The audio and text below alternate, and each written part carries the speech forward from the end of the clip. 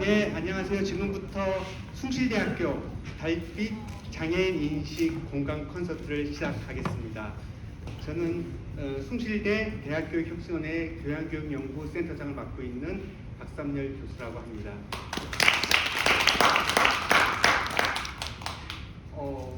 저희가 교육연구센터하고 사회공헌센터하고 공동으로 이 주최를 하게 되었습니다. 근데 저희 교양교육연구센터에 숭실교양 공동체가 있고 또 그 산하에 소수 집단 학생 교양교육팀이 있습니다. 그 팀에 300명이 있습니다. 예, 사실은 3명인데요. 1당 100입니다. 그 3명의 학생들이 기획 단계에서부터 이 모든 것을 준비를 했습니다. 그래서 제가 아주 감동을 받았습니다. 그래서 저희가 기획하면서 사회공헌센터에 같이 공동 주최로 하자 말씀을 드렸더니 전폭적인 지지와 후원과 협조를 해 주셨습니다. 그래서 여러분들께서 지금 드시고 계시는 노모 피자는 사회공헌센터에서 지원해 주시는 겁니다. 이름 말씀하실 때 팀장님 있어야 되는데 사회공헌 팀장님이 안 계시네요. 그래서 사실은 기획이 없었는데 저희 학생들이 기획을 하게 돼서 이 자리까지 오게 됐습니다. 그래서 사람의 길이 자신에게 있지 아니하고 걸음을 지도함이 걷는 자에게 있지 아니하다고. 그래서 새삼 저희들의 길이 하나님께 있음을 알게 돼서 감사를 드립니다. 그리고 이제 가장 중요한 거는 강사 선생님들이지 않습니까? 강연 그리고 진행하시는 분들. 그래서 이제 지인을 통해서 섭외를 해서 초청을 받았는데 알고 봤더니요, 대한민국에서 가장 유명한 강사 선생님 2분을 모시게 되었습니다. 섭외 1순위 그리고 섭외하기 가장 어려운 순위 1순위, 바로 여기 사진에 보면 나오죠. 야구선수 유현진이 아니라 유현진 사회복지사님. 와, 멋있다. 멋있습니다. 그리고 조영준 사회복지사 팀스토리 액팅 대표님이십니다.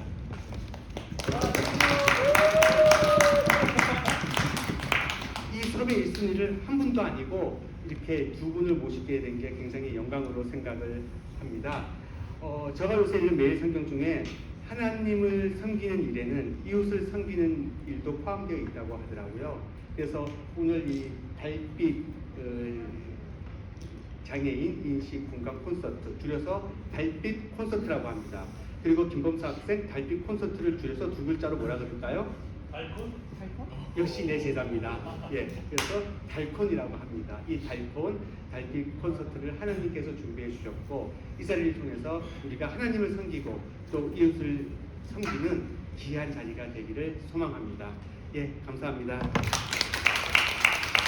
저는 마이크를 유현진 사회복지사님에게 넘기겠습니다.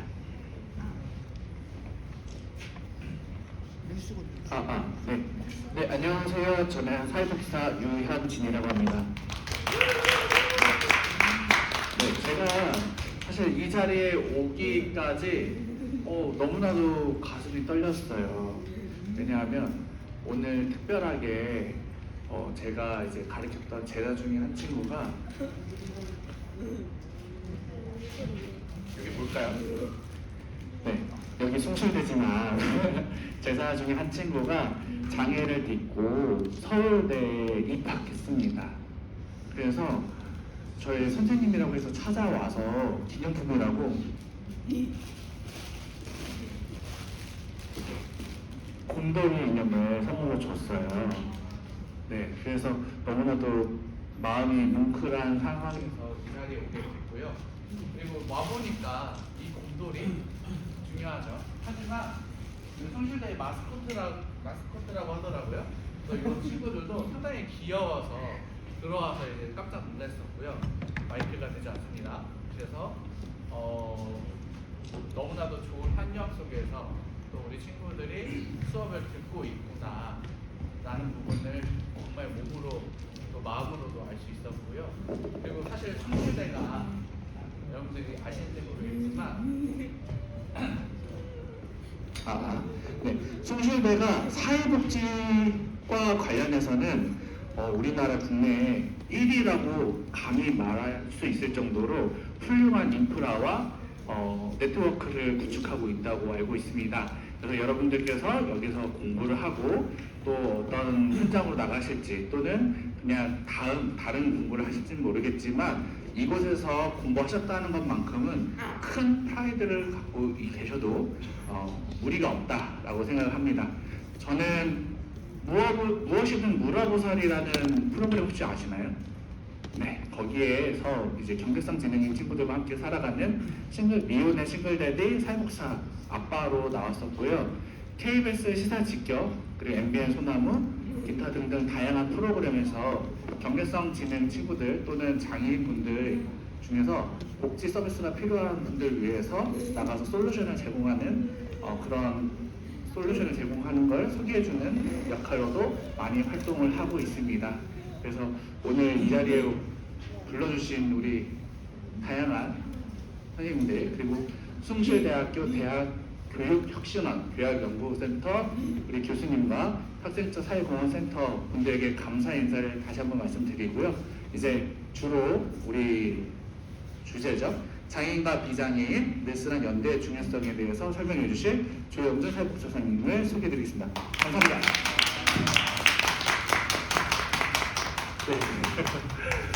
네, 제가 화면을 더 가릴까봐 이쪽에 서서 진행해 보도록 하겠습니다. 괜찮을까요? 예. 네, 피자 맛있으세요? 네, 저도 먹고 싶습니다. 제가 항상 뭐 할 때는 좀 잘 안 먹어서요.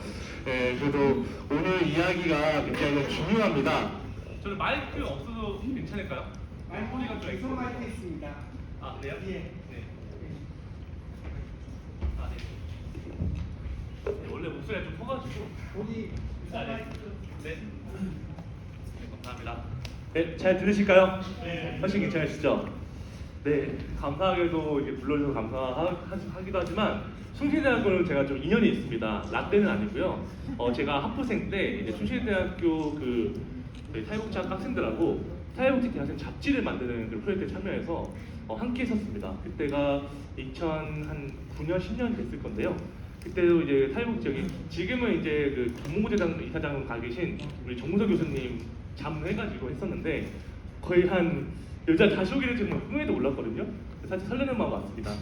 오늘 제가 드릴 얘기는요. 주제는 장애인과 비장애인 한데 장애인뿐만 아니라 우리 사회가 약자이신 분들까지 포함해가지고 사례 중심으로 얘기하려고 하고요. 저도 저지만 지금 옆에서 계속 열심히 연습하고 있는 실제 저희 친구기도 한 장애인 강사자분의 이야기까지 해가지고 재밌는 시간 만들어 보려 합니다. 잘 들어주실 거죠? 네, 편하게 함께 나누고 소통하는 시간 가지면 좋을 것 같습니다. 다시 한번 인사드리겠습니다. 팀 스토리 액팅이라는 비영리 네트워크 대표를 맡고 있고요. 사회복지 스토리텔러라는 퍼스널 브랜드 만들어서 활동하고 있는 조용준 사회복지사 인사드리겠습니다. 여러분 만나서 반갑습니다. 네, 박수 더 크게 감사합니다. 자, 네. 저에 대한 소개 짧게 하고요. 네, 오늘 내용은 저에 대한 소개보다는 사례 중심이니까 저는 항상 사람들 앞에 얘기할 때 이런 키워드를 얘기합니다. 글씨 잘 보이세요? 네, 저 매니의 제목이 사람과 스토리에 영향을 전하는 특허 출연한 사회복지사라 얘기를 많이 합니다. 그래서 제가 하고 있는 활동들이나 어떤 경험들을 그냥 경험으로 끝나는 게 아니라 어떤 컨텐츠로 만들어가지고 공유하는 일들을 많이 하고 있거든요. 그래서 이렇게 소개를 하고 있고 저에 대한 소개 화면 잘 보일지 모르겠지만은 장애인복지 현장에서 한 7년 정도 근무하다가요. 지금은 이제 퇴사하고 한국보건복지 인정이나 다른 곳에서 강의하면서 글 쓰면서 사람들을 모아서 연결해주는 일들을 하고 있습니다. 네, 여기 조현 대표님도 비슷한 일 하고 있어가지고 체형도 비슷하지만 함께 교류하면서 지내고 있고요. 특히 아까 뭐 대표님도 말씀하셨을 때 저도 감사하게도 이제 EBS에 이제 제가 하고 있는 활동들을 좀 소개하는 그런 시간을 좀 프로젝트를 함께하게 돼가지고 직업탐구 별님이라는 그런 프로그램이 있습니다. 거기에 그 자료로 올라왔는데 그게 현재 그 교육부랑 이제 협의해가지고 전국의 중고등학교 진로 자료로 활용되고 있고 제가 올린 것들이 이제 좀 복지계나 이런 것들이 많이 터져 있습니다. 그래서 네이버에 저 검색하시면 나오거든요. 그래서 저랑 소통하고 싶으시거나 배고프시거나 차 마시고 싶으시면 연락 주시면 제가 확인하고 연락 드리도록 하겠습니다. 이렇게 저희가 소개 짧게 하고요. 그래도 여기 왔는데 오늘 주제에 대한 얘기를 안 할 수는 없어서 짧게 좀 얘기 나눠보고 싶어요. 여러분 장애인 인권이나 장애인 그냥 안 붙이고 그냥 인권하면 뭐가 떠오르세요? 이미지? 선물은 죄송하지만 없습니다만 네. 어떤 의미 답은 없습니다. 근데 어떤 거 떠오르시나요 혹시? 네, 우리 네 보편성이요. 혹시 이유가 있으실까요? 인권이라는 거는 법에서는 다르지만 법에서는 천부인권이라고 합니다. 그 인간이라면 태어난 순간 무조건적으로 주어져야 하는 인권이라는 건데요. 그래서 인간은 이제 우리가 태어나는 것은 다르지만 우리가 사람이잖아요. 그래서 뭐 동양인이든 서양인이든 저기 다른 뭐 장애가 있든 없든 어떤 출신이든 보편적으로 주어져야 되는 천부인권에 입각해서 원리에 입각해서 보편성을 꼽았습니다. 감사합니다. 네, 박수 부탁드릴게요. 숨 쉬시고요. 네, 참고로 요거는 이제 제레미라는 이름을 쓰고 있는 프랑스계 한국인 제 지인입니다. 사회복지사로도 활동하고 있고 뒤에 이따 소개하겠지만 사례로 또 같이 또 활동을 해가지고 오늘 또 오셔가지고 자리 빛내주셨습니다. 네, 다른 분들 의견 듣고 싶지만 시간이 아마 정해 있으니까 제가 말씀드리면은 사실 정답은 없는데요. 저는 개인적으로 인권은 그 안에 권리와 또는 존엄성이 함께한다고 저는 생각합니다. 다 동의하시나요? 네. 네, 감사합니다. 좀 나눠봤는데요. 이 권리와 존엄성 사실 학교 수업 듣는 건 아니니까 제가 경험담에 의해서 세 가지 좀 나눠봤는데 첫 번째는 서로 상호 보완적이라는 생각이 들어요. 어느 한쪽만 더 중요할 수 있는 것도 아니고 서로 개념이 분당하자는 거고요. 그러면서 권리를 중요시하자니 존엄성이 약간 좀 유배될 수 있고 반대로 존엄성을 높이자니 권리가 침해될 수가 있고 약간 배타적이 될 수도 있다 이런 말씀을 드리고 싶어요. 그러면서 마지막으로는 이 모든 걸 다 아우를 수 있는 조력. 저는 뭔가 제공한다는 말보다는 조력한다는 말을 되게 좋아하거든요. 조력이나 도매 이런 걸 다 포함해가지고 권리와 존엄성을 생각합니다. 이런 개념들을 제가 좋은 점만 생각하고 있는지 궁금해서요. 네, 좀 제가 작년에 세바시에서 세계인권선언대회 기념해가지고 열렸어요. 그 대회가 궁금해서 우리 시민들의 인권은 어떤지 한번 들어봤거든요. 이때 정말 다양하신 분들 하고 특히 뭐 가운데 있는 김훈 작가님은 다 아시죠? 그분도 말씀하셨는데 결론은 하나였습니다. 뭘까요? 5명의 연설이 나와 얘기했는데 그 공통된 키워드는 딱 하나였습니다. 어떤 건가요? 바로 사람입니다. 결국 이 사람 안에 모든 권리나 그런 존엄성이 있다고 말씀하셔서 저는 궁금했어요. AI한테 물어봤거든요. GPT한테 물어봤는데 원론적 얘기 나왔지만 저는 개인적으로 사실 인권에 대한 검색하면 다 나오잖아요. 국가인권법의 제2조항이 나오고 또는 헌법 제10조 또 세계인권 선언 제1조에 나오긴 하지만 이런 원론적인 얘기 말고 우리 지역 스타일과 실천 현장에서 얘기하고 있는 인권 또 사람 되면 어떤 의미일까 저는 그거에 대한 좀 고민을 많이 했었습니다. 제가 근무했던 곳인데요. 한 군데는 노원구에 있는 장애인 종합복지관에 근무를 했었고요. 3년 넘게. 두 번째는 동작구에서 장애인 종합복지관에서 또 3년 넘게 근무했었습니다. 이 두 기관이 좀 차이점이 있습니다. 공통점도 있고. 그 왼쪽에 노원에서 이제 근무했을 때는 가장 많이 배웠던 게 장애인만 바라보지 말라는 거였습니다. 궁금하지 않으세요? 저는 장애인 복지관에 종사하는데 장애인분들을 많이 바라봐야하는데 왜 장애인만 보지 말라고 할까? 여기서는 생애주기별로 아동, 청소년, 노인, 장애인도 장애인이지만 그 생애주기별로 바라보고 생각을 넓히라는 것을 많이 훈련받았고요. 오른쪽에서 제가 현장에서 배웠던 거는 또 다른 거였습니다. 한번 생각해 보시면 좋을 것 같은데 바로 사람 중심, PCP라는 그런 관점에 실천 기술 기반해가지고 그렇게 훈련받았습니다. 저는 물론 이용하신 분들은 되게 중요하지만 저는 지역 주민, 보호자, 종사자들의 어떤 권리도 중요하다는 생각을 많이 배웠거든요. 아마 여기 계신 분 중에서는 현장에 나가신 분들 계시고 안 나가신 분들 계시긴 하지만 다 떠나서요. 사람이잖아요, 그렇죠? 우리가 이 지역에서 살아가면서 저는 이따 뒤에 얘기하겠지만은 제 어떤 신념이 있거든요. 이 세상에 쓸모없는 사람 없다는 겁니다. 자기에 맞는 옷이 있고 단지 그 옷을 안 입었을 뿐이지 어느 사람이 다 중요하다고 보거든요. 그래서 저는 이 얘기를 좀 나누고 싶어가지고 사례를 2가지 준비했습니다. 네, 저 맞나요? 이렇게 마스크를 써가지고 이때 당시 코로나 시기였는데 장애 어르신들이 이렇게 보치아 아시나요? 네, 보치아 모르시는 분들 약간 볼링 비슷한 건데요. 예, 공을 굴려서 이제 맞추는 건데 가장 가까이 있는 공에 점수를 획득하는 거예요. 이때 했던 건데 저는요 대학생 때는 가졌던 그 가치가 이 세상에 쓸모없는 아무것도 없다였고 이제 졸업하고 나서 실무자 때는 그 사람이 사람답게 사는 세상 만들고 싶다로 바뀌었어요. 더 넓어진 거죠. 제가 물음표하는 이유는 그 다음에 내가 뭘 할 것인가에 대한 그런 고민들은 여기 계신 여러분들과 나누고 싶어가지고 물음표를 해놨습니다. 그래서 저는 개인적인 어떤 현장에서 일하는 것도 있지만 공동체도 운영하고 있거든요. 제 공동체 특징이 몇 가지가 있습니다. 여기 써 있는 것도 있긴 하지만 가장 중요한 거 어떤 특징일까요? 밑에 써놨긴 했거든요. 네트워크도 있는데 네트워크 밑에 한 줄이 보이실 겁니다. 눈 좋으시면은 네, 누구랑 같이 있을까요? 장애인과 네, 맞습니다. 감사합니다. 장애인과 그 다음에 대표님? 비장애인이 네, 느슨하게 연결된 네, 장애인과 비장애인이 느슨하게 연결된 네트워크를 저는 만들고 싶었어요. 왜 그럴까요? 저는 사실 제가 항상 이제 장애인 복지 관련된 강의를 할 때는 항상 얘기하는 게 있거든요. 아주 쉬운 예로 전동휠체어 타고 있는 그런 장애인분을 만약에 봤어요. 길을 가다가 근데 턱이 보여가지고 못 넘어가서 낑낑거리고 있는 거예요. 여러분들 같으면은 이분의 어떤 권리를 위해서 도와주는 게 맞는 건가 아니면 잠깐 좀 봤다가 관찰했다가 물어보고 도와주는 게 맞는 건가요? 첫 번째일까요? 두 번째일까요? 두 번째요? 자, 첫 번째로 생각하시는 우리 분은 아무도 안 계실 것 같고 두 번째로 생각하시는 분 계실까요? 네, 감사합니다. 제 드릴 건 없지만 제 마음을 다 드리면서 네, 거절하지 마시고요. 네, 네, 다시 가져갈게요. 네, 아무튼 맞습니다. 묻고 그분이 필요하면 도와주고 또 지켜봐주는 것도 하나의 어떤 그분의 권리를 보장하는 거거든요. 제가 운영하는 공동체도 마찬가지입니다. 장애인과 비장애인이 서로의 강점도 있고 욕구도 달라요. 하지만 소통하면서 맞춰가고 너무 가까우면 여러분 친구 사이에도 너무 친하면 약간 부담되지 않으세요? 그렇죠? 그래서 너무 멀어지면은 또 소원해질 수가 있고 사실 그 선이 있다면 중간에 있다면 참 좋을 텐데 중간이 없잖아요. 그렇다면 중간에 없으면 어느 한 번은 내가 좀 이렇게 좀 양보해주고 한 번 더 가까이 해줄 수 있는 느슨한 거를 만들고 싶었어요. 그게 과연 장애인과 비장애인 과연 될까 했는데 되고 있어요. 쉽진 않지만 오늘 여기 자리하신 쪽에 앉아계신 분들 중에서는 그 모임에 함께 하신 분들 계시거든요. 저는 이 강연을 빌어서 박수 한번 이분들께 드리고 싶어서 박수 한번 부탁드리겠습니다.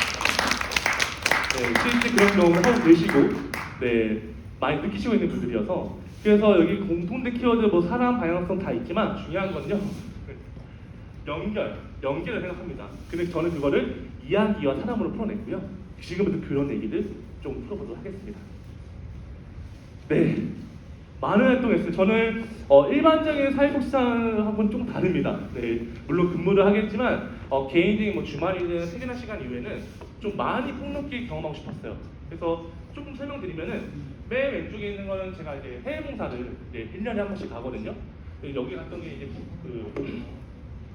아마 저기 후쿠오카 갔던 기억이 나는데 그때 중국장이십니다. 멤버과 그 다음에 발자장까지 같이 계셔가지고 이번에 도와드리는 선생님이고 또 옆에 있는 사진은 제가 이렇게 V하고 있는 거는 제가 실무자 되고 나서부터 고등학생들을 많이 만났어요. 지금도 이제 중학생들이 강의를 하는데 재밌는 거는 이때 강의를 했던 친구들이 실제 분명히 사회복사가 됐습니다.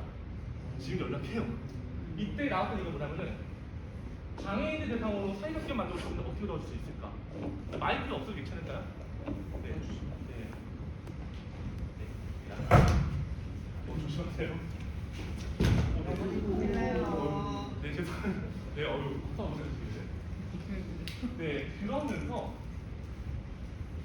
저는 사회복지뿐만 아니라 그런 공익적인 가치를 가지고 활동하는 그런 비장애인들, 일반 시민들 대상으로 행사 같은 걸 열기도 해요. 1년에 한 번씩. 여기 앞에 나와가지고 10분 자기 얘기하면서 서로의 어떤 견해를 좁혀가는 그런 걸 하고 있고요. 그리고 여기 대표님과 보시면서 찍고 있는 거는 또 2019년부터 기부 걷기 20km, 42km 그거 시킨 것도 아닙니다. 근데 인식도 개선하고 의미 있는 걸 하고 싶어가지고 네, 얼마 전에 이 CR팀에 기부도 했고요. 사회 저명인사분들과 인터뷰도 하고 걷기 대회도 우리 당사자분들 요즘에 사회가 진짜 이진 어떤 자유주의 청년 또 그 분야의 진행이 또는 그 보리부드 청년들 같이 걸으면서 함께 움직였습니다. 저는 그것 자체가 혼자가 아니라 함께 연대해서 느슨하게 연대해서 같이 하는 것 자체가 큰 파급 효과가 나거든요. 저는 그걸 이번했고요. 잠깐 말씀드리면 지금 우리 조용준 선생님께서 진행했던 기부 걷기 대회가 올해 어디였죠? 어디에서 선정된? 아, 사랑의 열매입니다. 네. 사랑의 열매에서 선정한 기부 트렌드 중에서 탑 10 안에 들어가는 거에 해당되었었고요. 그래서 되게 많이 활동을 하고 계시고 여러분들과 소통, 또 지역과 또 당사자 간의 소통을 할 수 있게끔 활동하고 계시는 선생님이세요. 네, 감사합니다. 제 대사를 뒤에 있는 거 뺏어가셔가지고 감사드리고요. 그래서 좀 약간 땀도 여기 앞에 보면 땀도 흘리고 있는 보이거든요. 그래서 조금 컴다운하시라고 생각해봤습니다. 감사합니다. 네, 왜냐하면 저도 이 열기가 느껴져가지고 빨리 쓰러지고 싶어서 준비했습니다. 네, 그래서 어떤 얘기를 할까 굉장히 고민 많았어요. 저는 이야기이고 정말 많은 이야기를 가지고 있지만 오늘 주제와 하는 얘기 두 가지를 가져왔거든요. 첫 번째 얘기를 좀 풀어보려 합니다. 화면 잘 보이실 것 같은데 이게 어떤 사진 같아요, 여러분들? 네. MT가 하는 사진 아니야? 예, 맞습니다. MT인데요. 그냥 MT는 아니었고요. 날짜 보이시나요? 아니요. 네, 14년 이때 뭐가 있었을까요? 저희? 세월호 넘어갔습니다. 예, 맞습니다. 정말 안타까운 일인 세월호 사건이 있었던 때였는데요. 이때 제가 대학교 4학년이었는데 단과대 회장을 했었습니다. 사회복지학회. 그래서 제가 내세웠던 가치가 하나 되는 사회복지 공동체를 위하여였거든요. 장애인, 다문화, 전과학생 다 상관없이 그냥 한 테두리 안에서 같이 지내자. 이거를 가지고 했는데 제가 보통 저희 학교는 4월달에 엑스를 가거든요. 근데 그때 터져가지고 아무것도 못하던 시절이었어요. 그래도 뭔가 좀 의미 있게 뭔가 하고 싶어서 타이밍 했던 중에 6월달에 여러분들 종강하던 때 아닌가요? 그쵸? 종강하면 엑스 가요 안 가요? 거의 안 가지. 지금 여기 학생 왜 막 이런 식으로 하죠? 네, 네, 그렇겠죠. 가셨어요? 아유 죄송합니다. 네, 나오시네. 네, 보통 6월 달에는 뭐 종강하면은 뭐 아르바이트든 여행은 뭐 다 가시는데 저는 좀 뭔가 하고 싶어서 그때 목표했던 이건 60명이거든요. 저희 보통 평균 엔트가는 인원이 40명도 안 됐어요. 근데 60명에서 파카를 우리 실제 산 증인이 저기 계시거든요. 이따가 소개해드릴 건데, 네, 감사합니다. 파카를 입고 60명 채울 때까지 안 벗겠다 하셨어요. 60명에 80명 떨어졌는데 달성했을까 안 달성했을까요? 달성했기 때문에 가져왔겠죠. 그렇죠? 네, 달성했습니다. 80명 달성했고 숫자가 중요한 게 아니라 여기 구성원들 보시면은 필처상 우리 친구들, 우리 동기들도 보이고 한쪽 손이 없는 그 강사들도 있고 또는 자세히는 안 보이겠지만은 다문화 또는 뭐 만학도 전과학생들 섞여 있습니다. 역대 엔트 중에 가장 흥했을 정도로 정말 재밌게 했는데요. 근데 그 시발점이 뭐였냐면은 저기 뒤에 앉아 있는 제 동기인데 단 한 번도 MT를 가본 적이 없다가 바로 시발점이었어요. 네, 상상이 되실까요, 여러분들? 되세요? 왜요? 그 얘기 하려고요. 왜요? 그렇죠. 제가 ISTJ입니다, 여러분. 저는 ENTJ고요. 네. 저희가 준비할 때 이제 공기니까 편하게 물어봤어요. 우리 MT 가자 했는데 나 못 갈 것 같아 얘기를 한 거예요. 왜 그러냐 했더니 내가 가면은 민폐가 될 것 같아서 못 갔다는 얘기를 한 거예요. 저는 그 말이 너무 가슴이 아팠고 화가 났어요. 똑같이 우리 권리가 있는데 즐거울 있잖아요. 같이 재밌게 놀고 어릴 수 있는 권리가 있는데 내가 가면 누군가는 못 놀고 나를 태워야 되니까 그게 이 사람들 미안해서 1학년 때부터 지금까지 한 번도 안 갔다는 거예요. 이때 4학년이었거든요. 이 소중한 대학생 추억을 못 즐기고 있다는 게 너무 아쉬워서 저희 학회원들한테 얘기했어요. 우리 가자고. 내가 어떻게 챙길 테니까 우리 보좌서 구해서 가자 했더니 학회원들이 반대했을까요? 찬성했을까요? 반대요? 혹시 얼마 됐을까요? 힘들었을 것 같아요. 힘들었을 것 같다. 좋습니다. 네, 그럴 수 있죠. 한 번만 더 들어볼게요. 왜 반대를 많이 했을까요? 예산은 충분했거든요. 네. 제가 MT를 잡았을 때는 보통 산악지형에 어떤 경우가 많아서 투어 같은 데는 MT가 항상 두분 좋은 의견 감사합니다. 하긴 했지만 그래도 사실 왔다 갔다 하기 좀 어려운 멀은 공간이긴 하죠. 근데 고속버스를 대표했는데 사실 고속버스가 휠체어 버스 이런 게 아니고 그렇기 때문에 좀 못했는데 다 반대했어요. 하지 말자고. 누가 책임질 거냐고. 저는 이렇게 얘기했어요. 내가 책임진다고. 2명 구해서 우주자 구해서 갈 테니까 걱정하지 말고 재밌게 즐기자고 같이 어울리자. 해서 저희가 성공시켰고 지금 피자 먹으면서 이렇게 그런 취하고 들고 계세요. 그렇죠? 네. 저는 거기서부터 시작한다고 봐요. 인권이나 이런 고차 얘기가 아니고요. 내가 공감해야지. 내 피부로 와닿아야지. 내 친구가 못 가는데, 내 가족이 이거 어려움 당하는데 거기서부터 출발한다고 보거든요. 그래서 저는 이때를 시발점으로 제가 졸업하고 나서 저희 학교 애기 전통이 장애, 다문화, 만학도 상관없이 다 같이 가는 쪽으로 바뀌었다고 합니다. 이거는 박수를 주셔야 됩니다. 그리고 이제 저에게지만 좀 닮았나요? 네. 많이 닮았다고 얘기하는데요. 네, 형제 같습니다. 예.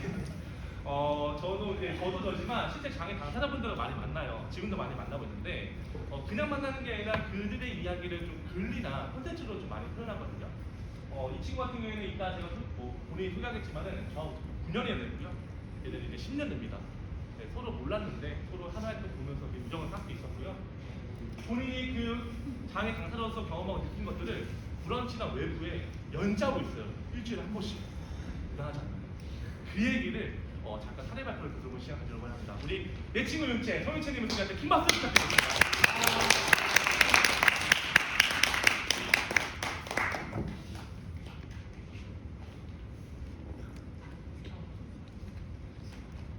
네, 안녕하세요. 안녕하세요. 직장 내 장애인 인식 개선 교육 강사 성윤채라고 합니다. 여러분 만나뵙게 해서 반갑습니다. 네, 여러분 먼저 제가 어디서 왔는지 알고 있으신지요? 한번 맞춰보시면 감사하겠습니다. 네, 지역입니다. 달국거리요, 대구요. 네, 맞습니다. 대구에서 왔고요. 이제 밑에 들어와 있습니다. 제 얼굴 잘 보이시나요? 네. 네, 작년에 찍었습니다.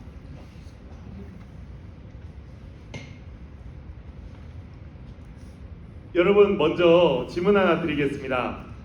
혹시 여러분 중에서 6개월 이상 글을 꾸준하게 써본 경험이 있으시다면 손 한번 들어보시겠어요?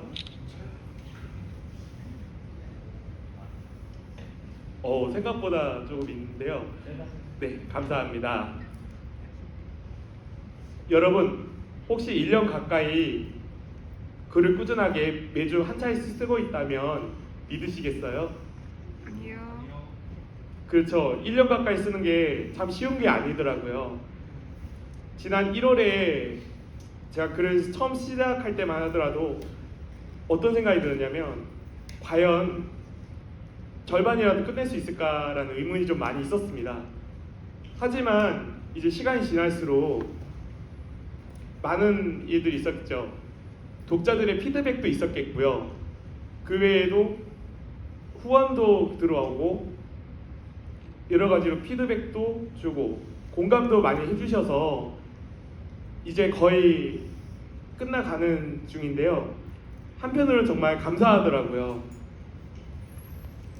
꾸준하게 글을 쓰는 부분은 생각보다 쉽지 않다고 저는 생각을 했어요.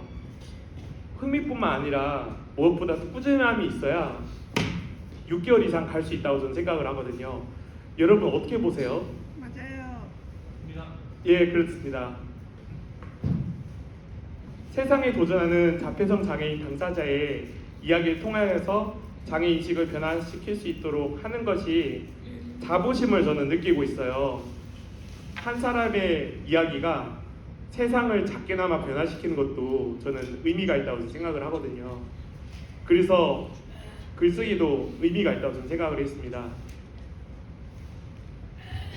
이 부분은 잠시 후에 한번 소개해드리고요. 이제 카메라 기능을 켠 후에 QR코드에 한번 접속해 보시겠습니까?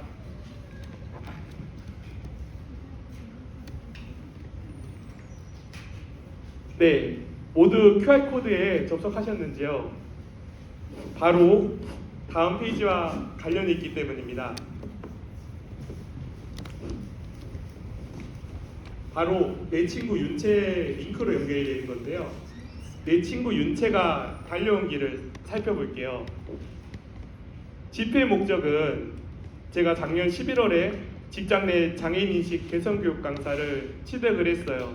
취득하면서 여러 가지 활용하는 것도 있겠지만은 앞으로 제가 살아온 이야기를 통해서 독자들한테 이야기를 전달하고 싶어서 하게 됐고요.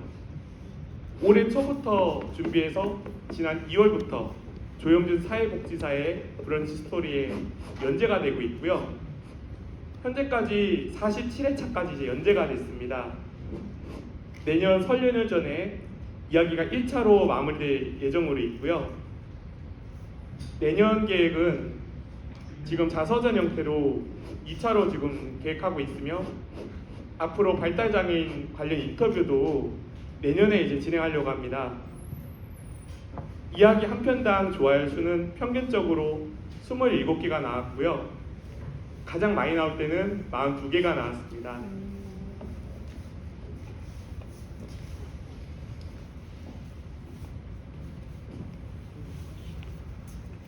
넘어가겠습니다. 대다수 학생분들께서 많이 참석한 걸로 알고 있어요. 여러분, 졸업 후에 취업에 대한 고민 다들 있으셨죠? 맞아요. 저도 그랬어요. 12년 전에 제가 대학을 졸업하기 직전에 참 취업할 때 참 어려움 많이 겪었었거든요. 제가 12년 전 대학 졸업한 시절 때 기업에 한 300여 군데 이상 지원을 했었어요. 그런데 면접에 오라는 것은 한 1% 정도밖에 되지 않았었고, 이마저도 장애인 고용 비희망이라고 적혀있는 채용 공고를 보면서 저도 모르게 안타깝고 화가 날 때가 있었어요. 왜 그랬을까요?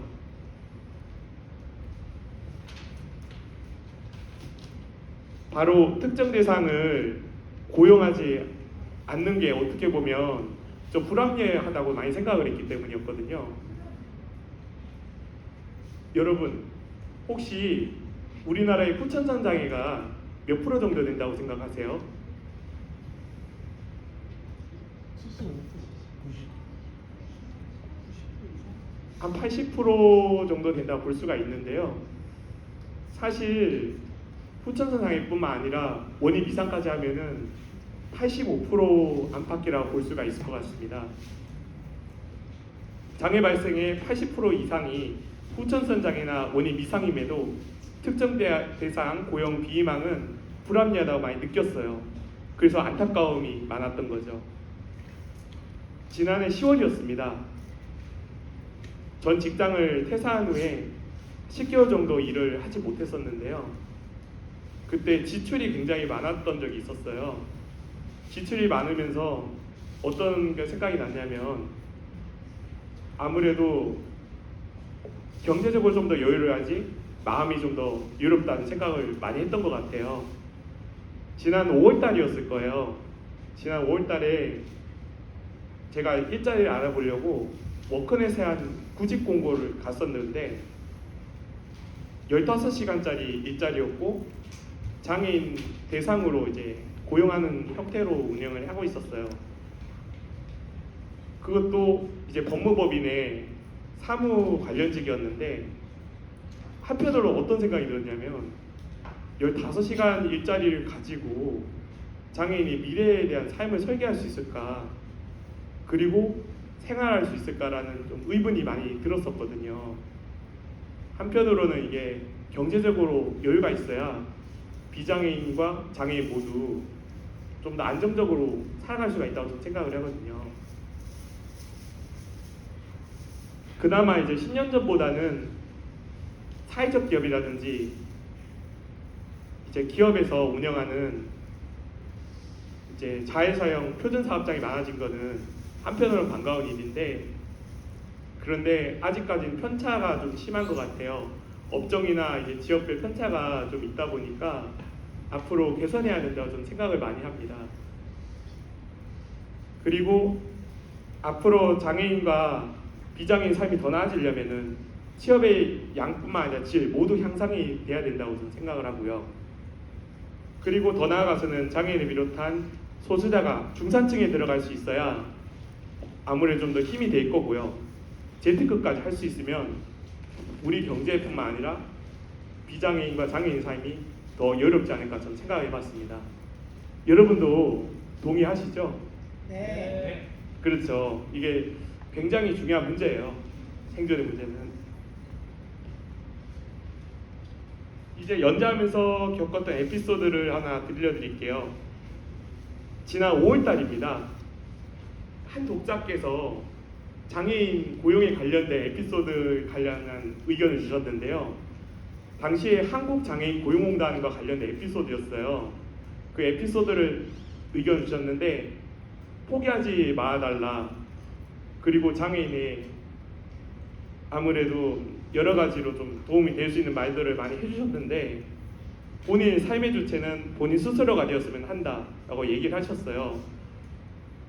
물론 독자분님께서 의견에 공감이 갔고 맞는 말이에요. 어떻게 보면 포기하지 않는 삶도 중요하고 열심히 살아가는 삶, 장애인과 비장애인 모두 그건 중요하다고 생각하거든요. 그 독자님의 의견에 정말 고마웠어요. 그리고 그 독자님께서 어떤 의견을 주셨냐면 장애인 고용의 질에 관련된 의견은 공감을 하셨더라고요. 일자리 개선에 대한 구체적인 방안은 아쉽다고는 하셨지만 국가 같은 타인에 의해서 삶의 질이 개선된 가능성에 부정하지 않는다고 하셨던 거는 공감을 해주셨더라고요. 저와 독자분과의 소통을 통해서 글에 대한 진정성을 알게 됐고 그를 통해서 삶을 인식을 변화시키는 계기가 돼서 뿌듯했던 경험이 있습니다. 그래서 제가 전달하고 싶은 얘기가 있는데요. 전보다 장애인들을 비롯한 소수자의 목소리에 관심은 많아졌어요. 하지만 아직도 사회에 남아있는 편견은 아직 있어요.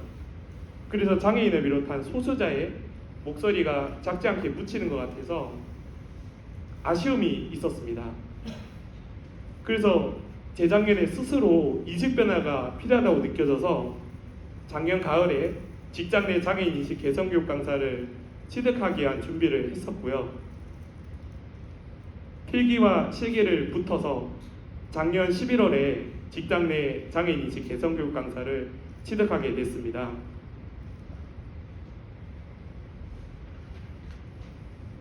앞으로 이제 장애인을 비롯한 소수자도 소중한 이웃입니다. 그리고 국민의 소중한 한 사람입니다. 함께 살아갈 수 있는 사회가 돼야 된다고 저는 생각을 해요. 우리 모두 장애인을 비롯한 소수자에 대한 관심을 두고 힘을 합쳐야 되겠습니다. 이제 조영준 선생님의 남은 이야기를 들어보겠습니다. 감사합니다. 장애인과 모두가 함께 나아가는 더 나은 미래를 위해서 이야기해준 황영재 선생님이었습니다. 감사합니다. 네, 어떠셨나요? 임팩트가 확실히 있죠. 네, 평소에는 지금 온라인 방송 라디오 이제 했었거든요, 같이. 진행도 되게 잘하세요. 꿀보이스가 네 매력적이고.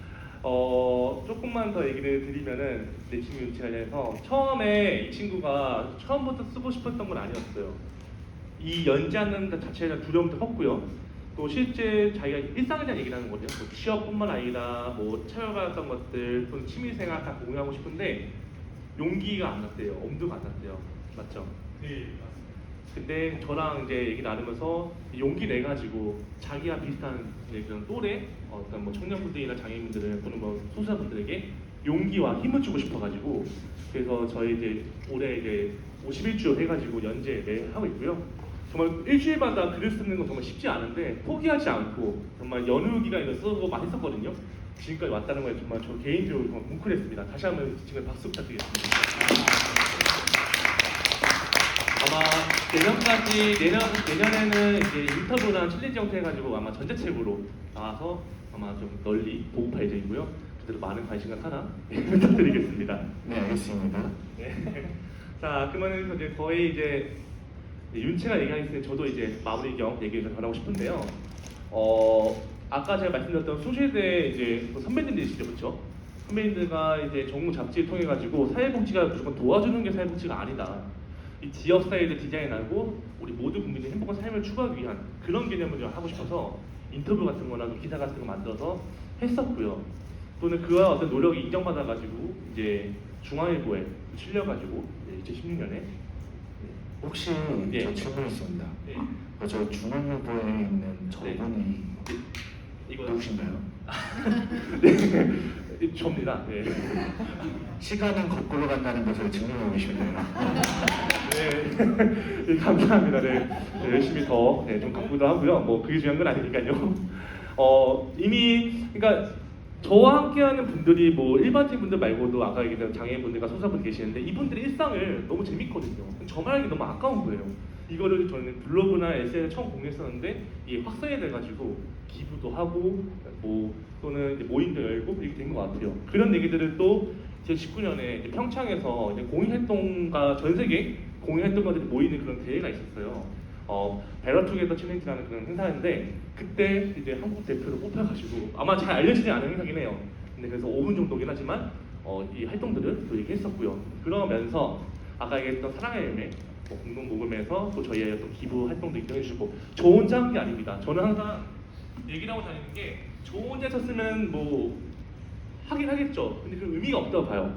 함께하는 분들이 계시기 때문에 더 빛나는 걸 생각하거든요. 저의 모든 성과들은 저는 그런 걸 생각을 하고 이 사진만큼은 좀 얘기하고 싶었어요. 오른쪽에 있는 사진은 저는 사회복지는 과거에는 저도 똑같았어요. 누군가한테 도와주고 내가 하고 싶은 것들을 상상해서 하는 걸 했거든요. 근데 현실은 그렇지 않더라고요. 짜여진 틀, 어떤 규범 있는데 제가 발달장애인 분들과 많이 교류했었는데요. 이게 롤링페이퍼거든요. 제가 퇴사하기 전에 받은 건데 퇴사하기 며칠 전에 이제 장애인 당사자분들 연락이 온 거예요. 선생님 혹시 어디 계시냐고. 그때 제가 이제 오전 반가여서 오후에 출근이었는데 저는 뭔가 잘못한 줄 알고 떨리는 마음으로 이제 식당을 오래요. 왔는데 제가 함께 있었던 그 교양대학이라는 프로그램의 당사자분들이 저 몰래 돌아가면서 롤링페이퍼를 준비한 거예요. 저는 함께 할 때 제가 많이 하기 때문에 저는 사회복지사고 당사자분들 이용자니까 뭔가 갑과 을의 이런 개념이 아니었습니다. 저는 두 군데 직장에서 가장 크게 배웠던 것은 파트너십이었거든요. 동병 관계. 이 안에서 사람과 스토리를 가지고 저는 모임 운영했었고 현장에 실무를 했었거든요. 그러니 그 장애인 당사자분들도 마음이 열기 시작했고 지금도 연락이 와요. 퇴사를 한 지 좀 몇 년 됐는데도 연락이 옵니다. 그래서 저는 항상 생각해요. 아, 내가 헛되게 사회복지하지 않았구나. 나도 누군가에게 도움이 되는 존재였구나. 함께할 수 있는 그런 편한 존재였구나. 그런 생각이 들게 만드는 제 공유과도 같은 자산입니다. 그래서 자랑하고 싶어서 가지고 왔고요. 그래서 밑에 보시면 아시겠지만 사람과 또는 그 스토리가 공존하는 사회 결국 임팩트를 만들어냅니다. 그 임팩트는요 결국 우리 사회적 약자의 권리 신장으로 이어진다는 것을 저는 보여드리고 믿고 싶어요. 공감하시나요? 네. 함께 하시면 더 좋을 것 같고요. 네, 이거는 이제 당진에서 이제 열렸던 주민분단 전시회에 감사하게도 제가 이제 지인인데 도와줬는데 또 이게 사진 보내달래가지고 전시회 같이 열어주셨어요. 저희 앞으로의 이제 미래에는 좀 뭐 할 것인가에 대한 얘기를 좀 들리면서 마무리하고 싶은데요. 여기 제 지인이 써준 멘트를 좀 읽어드릴게요. 계자가 한 명 있습니다. 사회복지 스토리텔러 조용준. 사람이 좋고 이야기가 좋고 사회복지가 좋은 그는 매일 이야기를 찾아 떠납니다. 그 이야기는 우리 사회복지를 연결시킵니다. 앞으로도 우리를 잘 엮어주시기를 바랍니다. 바로 제가 앞으로 해야 될 어떤 사명이긴 하고요. 저는 평생 이렇게 하지 않을까 싶어요. 누구는 얘기를 해요. 이거 해서 누가 알아줘? 뭐 어떤 걸 올 수가 있는데? 뭐 그런 생각 들기도 하겠죠. 근데 저는 애초에 뭔가 받거나 그런 게 아니었거든요. 사람이 그냥 좋아서, 이야기 좋아서 하다 보면 얻어지더라고요. 대표님과도 같이 공익제 활동하면서 물감을 할 때 더 좋은 결과물을 많이 얻었어요. 여기 있는 분들 오늘 제가 처음 만나지만 오늘 이 시간 통해서 이제 알게 된 거예요. 느슨하지만 제 바운더리 안에 오신 거예요. 그럼 제 사람인 거잖아요. 함께 하고 싶은 마음이 바로 인권의 어떤 출발점이자 저는 굉장히 중요한 개념이라고 봐요. 그런 나무를 같이 가꿔가고 싶어요. 현재 제가 장애인, 비장애인 분들 같이 해서 서울사회복지협회에서 글쓰기 모임을 공모사업 하고 있어요. 그 공동협회 이름이 팀 스토리 가르닝이에요. 정원을 가꾸는 어떤 그룹인데 저는 결과적으로 사랑, 그리고 존중, 배려가요 인권 보장의 어떤 가장 큰 핵심 요소라 생각이 들고 이게 되면은 우리 모두의 자존감이 같이 올라간다고 생각합니다. 그리고 그러면서 가장 저의 어떤 항상 내내 있는 말이요. 상대방의 말과 입장을 배려하고 존중한다가 가장 중요한 것 같아요. 제가 정원신 박사님 책을 읽으면서 느꼈던 게 충고, 조언, 평가 판단하지 말라는 거거든요. 우리 은연중에 평가를 판단하잖아요. 그렇지 않으세요? 저도 말은 이렇게 하지만 뭐 누군가 상담해 주던 누군가 뭐 얘기 들어주던 저도 모르게 야 그건 아니지 그거 왜 해? 이런 순간이 들기도 해요. 그렇지 않으세요? 나쁜 건 아니에요. 근데 그런 생각들을 약간 좀 줄이고 있는 그대로 그럴 수 있겠구나 이 얘기했지만은 너 때문이야 아니면은 나 때문이야가 아니라 네 탓이 아니야 괜찮아 그럴 수 있어 이런 어떤 우리 분위기나 문화가 형성되면요 인권교육 따로 하지 않아도 될 것 같아요. 근데 아직은 우리 사회가 그렇지 않기 때문에 그런 교육이들 어떤 사례들 듣는 것 같고요. 저는요 그렇기 때문에 사랑과 스토리 바탕으로 이런 어떤 인식, 분위기 만들어 갈 겁니다. 같이 동참해 주실 건가요? 네. 소리가 작습니다. 동참해 주실 건가요? 네. 너무너무 감사합니다. 저부터 먼저 할 거고요. 그 저의 어떤 걷는 길에 여러분들 함께 동반자로서 같이 이렇게 발자취 남기면 좋을 것 같습니다. 오늘 이 자리에 함께 하신 여러분들이 주인공이고요. 이따가 또 못다한 이야기는 우리 멋진 유진 대표님의 사회 진행 아래 나누도록 하겠습니다. 감사합니다. 근데 전혀 제가 접점이 없었거든요. 시골에서 자라서 뭐 마을에 한 10집 정도 있는 데에서 있다 보니까 사회복지라는 게 과연 나에게 무엇인가, 사회복지가 뭐지? 라는 것을 아예 경험할 수 없는 아주 촌 동네였습니다. 왜냐하면 그 집에서 우리 밖으로 학교를 가려면 2시간을 걸어서 버스를 타러 가야 됐어요. 여기가 이제 군 지역이다 보니까 좀 그런 부분들이 있었고, 그러다 보니까 어떤 복지 서비스라던가 나라의 서비스 이런 부분들은 저의 유년 시절에는 전혀 상관이 없고 연계가 없었던 부분이었어요. 그런데 제가 왜 초등학교 2학년 때 사회복지사라는 꿈을 꾸게 되었냐? 저희 동네는 혹시 집성촌이라는 말 아세요? 집성촌 뭔가요? 같은 성씨가 뭐 같은 성씨를 가진 사람들끼리 모여 사는 촌이라고 알고 있어요. 예, 맞습니다. 저희 동네에는 대부분 성씨였어요. 근데 저는 유씨인데요. 그죠? 저는 외가댁에서 지냈었고, 그 동네에 다른 성씨가 있는 분들은 대부분 사위나 며느리 또는 외손주 이런 친척 계열밖에 없었습니다. 근데 그 가운데 딱 유일하게 혈연 관계가 아닌 성씨가 한 3분 정도가 살고 있었어요. 4분이죠. 4분 살고 있었는데 박신혜였어요. 그 박신혜가 사실은 저희 동네 사람이 아니고 그 남편분이 이제 사업을 하다가 좀 어려워지셔서 저희 마을 끝에, 여러분들은 아실지 모를 수 있어요. 여기서 세대 차이가 생기는데 방앗간이라고 있습니다. 방앗 왜 이렇게 좋아하시죠? 프랑스 아니신가요? 네, 방앗간에서는 프랑스에서도 역사가 일어나는 봅니다. 어쨌든 방앗간에서 사용을 더 이상 안 하다 보니 기술의 발전을 안 하는 곳이었어요. 근데 그곳에 어느 날 갑자기 사람들이 산 거예요. 허락이 없이. 그래서 왜 살았느냐? 그 남편분이 이제 사업이 망하시고 실종되시다 보니까 그 아내분이 어린 자녀 둘을 데리고 또 시어머니를 모시고 여기까지 오시게 되신 거예요. 근데 그때 저희 할머니가 저희 집이 중정형태라고 미음자로 생긴 집이었는데 거기에서 저한테 얘기를 했어요. 현진아, 그 저기 있는 저 2 친구랑 같이 놀래? 그럼 데리고 와 해서 그 마당 한가운데서 놀게 했어요.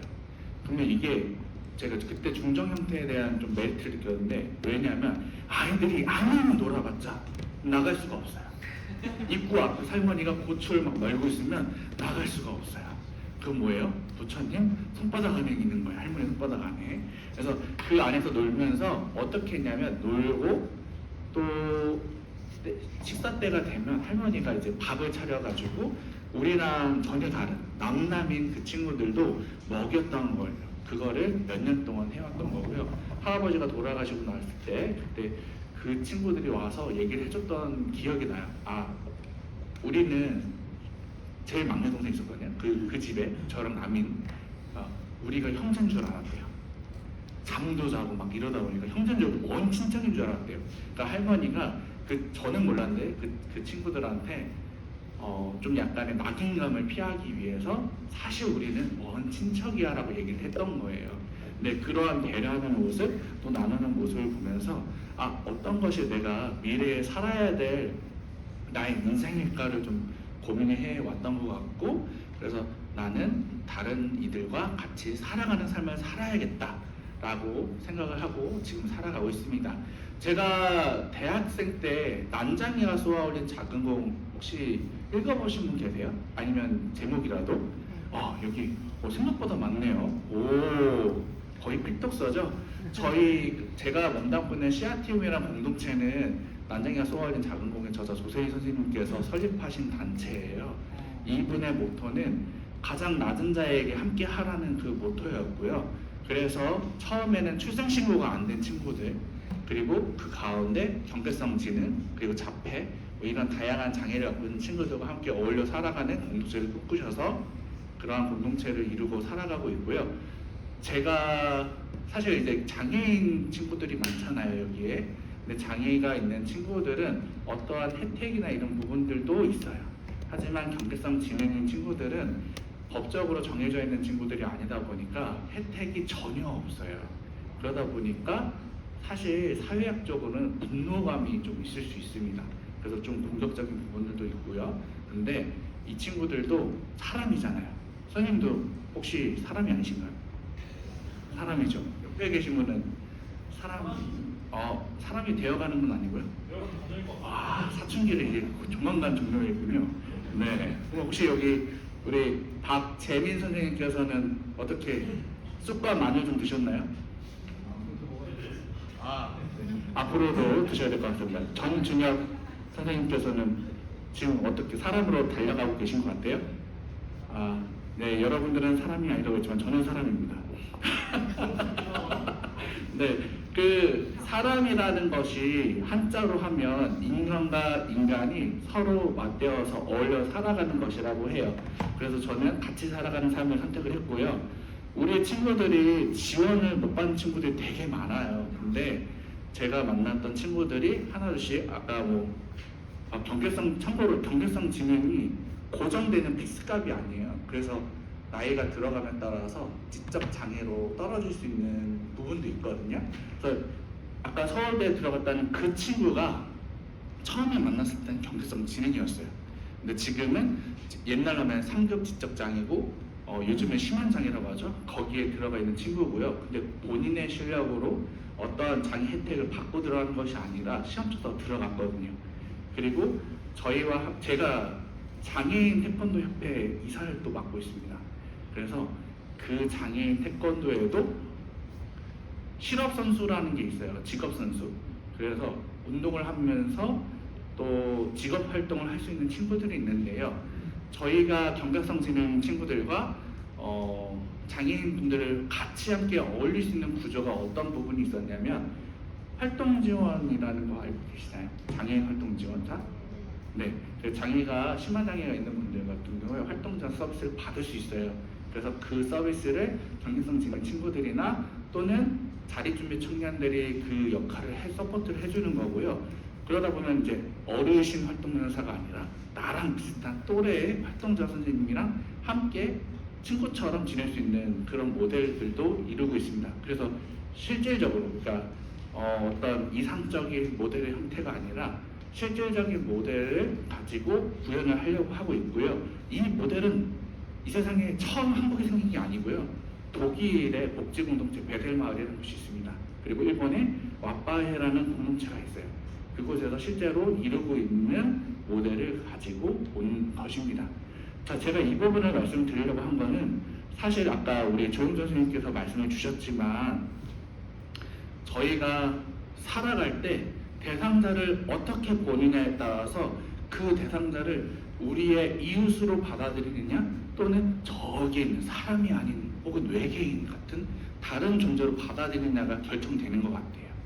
그래서 우리도 당사자일 수도 있고 또는 내 친구, 내 이웃일 수도 있지만 그런 분들을 받아들일 수 있는 마음의 문을 열게 되시면 내가 받고 싶은 것을 남에게 해주면 나 또한 그러한 존중을 받을 수 있다라는 점을 말씀드리고 싶어서 잠깐 길게 말씀드렸습니다.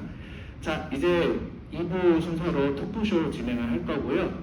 우리 조영조 선생님께 마이크를 넘겨드리겠습니다. 감사합니다.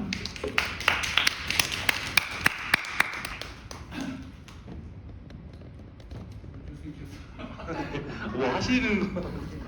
방송 욕심 있으신 것 같아요.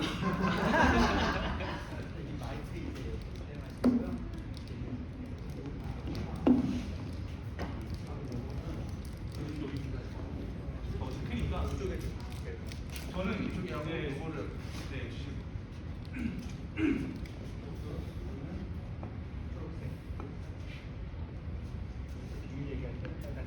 네, 우리 교수님께서 방송 욕심이 많으신 것 같습니다. 다음번에 방송 나갈 때 교수님과 함께 가는 걸로 하겠습니다. 자, 네, 뭐 위기에 앉아 있으니까 약간 좀 토론 같아요. 네, 좀 긴장은 좀 되는데요. 그래도 편하게 아마 이 자리가 서로 아무튼 의견을 좀 나누고 또 함께 하는 시간이 들었습니다. 그래서 뭐 자유롭게 뭐 이렇게 주시고 같이 여기 있는 플로어분들도 함께 나누는 시간 가지면 좋을 것 같습니다. 네, 그럼 진행을 어떻게 하면 될까요? 자, 그럼 우리가 일반적으로 이야기를 했던 관계였던 것 같아요. 하지만 이 자리는 소통을 하기 위한 관계죠. 그래서 여기에 자리하신 선생님들께서도 궁금하신 게 있으시면 자유롭게 말씀 주시면 좋을 것 같아요. 일단 제가 스타트를 먼저 끊어야겠죠? 우리 오 선생님께서 먼저 부탁드리겠습니다. 멋있다.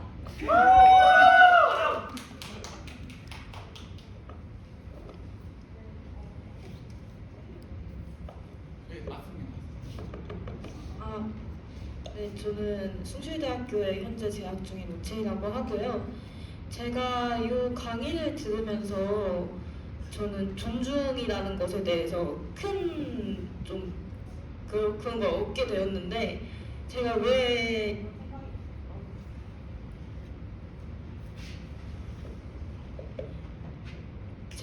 이런 생각이 들었냐면 제가 12년 동안 의무 교육을 받고 실제로 대학을 다니게 되면서 느꼈던 점은 저는 일단 우리 학교가 굉장히 장애인 분들께 많은 복지를 제공하고 있는 학교라고 알고 있어요.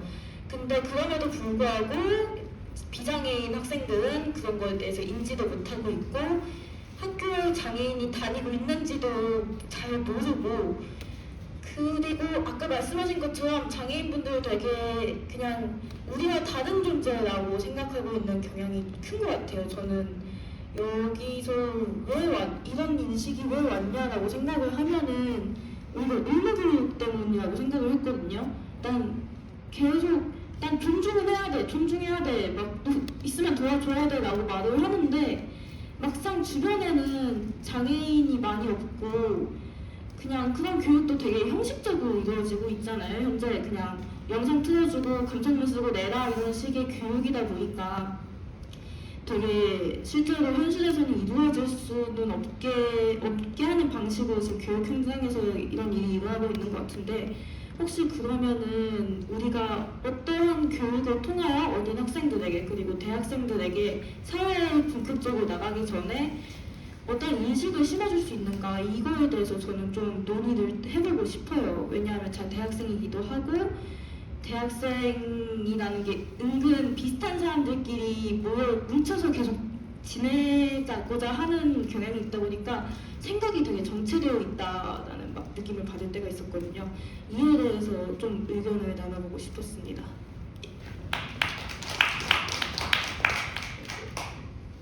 네, 이 부분에 대해서 우리 조영준 선생님께서 답변 주실까요? 제가 답변을 드릴까요? 오채 선생님의 선택.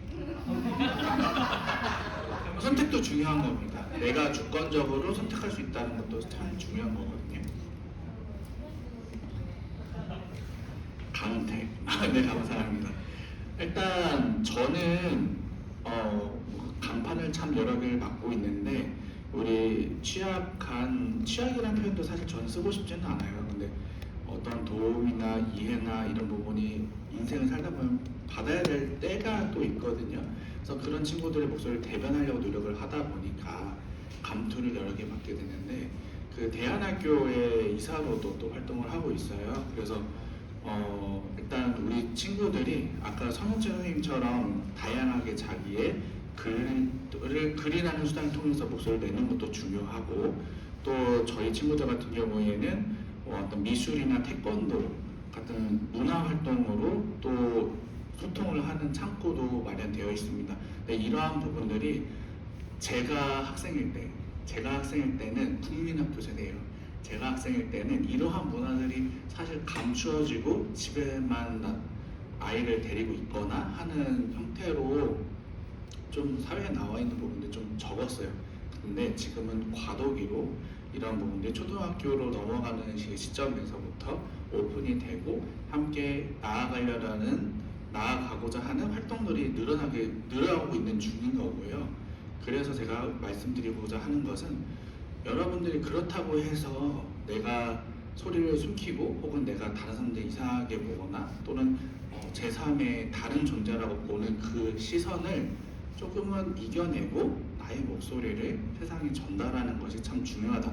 그것이 나 때에는 안 이루어진다고 하더라도 내 이후에 다른 후배나 혹은 내가 선생님이 한 40대 이때쯤이라도 되면 참 좋을 것 같다고 생각을 해요.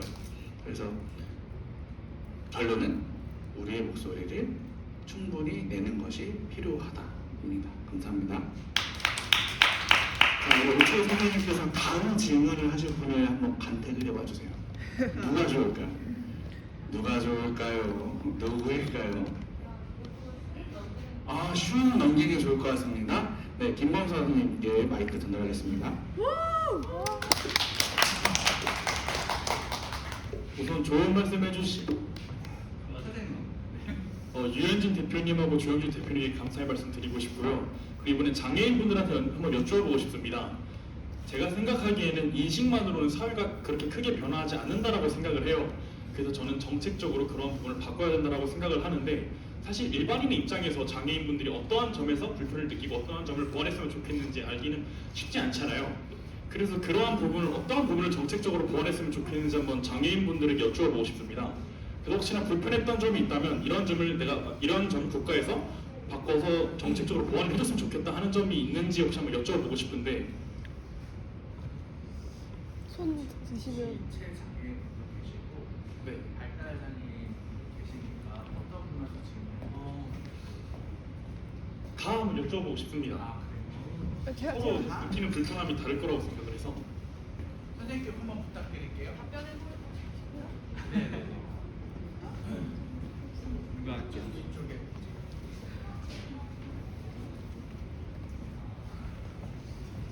어떤 점이 바뀌었으면 좋겠냐고 물어봤는데 일단은 개개인한테 맞추는 게 가장 좋다고 생각을 하고 있어요. 그리고 정책적으로 지금 장애인 개인 예산제라고 들어왔는지 모르겠지만 그것도 시행 사업을 하고 있는 중이거든요.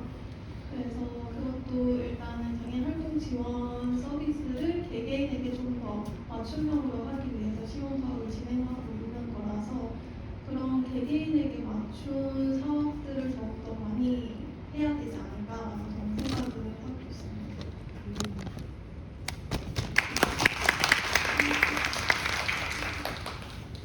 네, 다음으로 혹시 자신의 의견을 말씀해주고 싶으신 지적 장애 갖고 있는 친구가 있을까요? 네.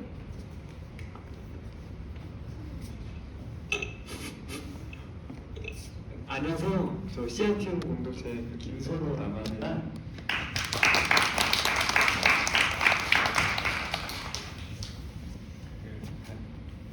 지내오면서 전 사실 복지카드를 받게 된 게 좀 몇 개 인정을 받아서 시작하게 되거든요. 그럼에도 그 질문에 대한 답변을 하자면 불편한 건 분명히 있었어요. 그러니까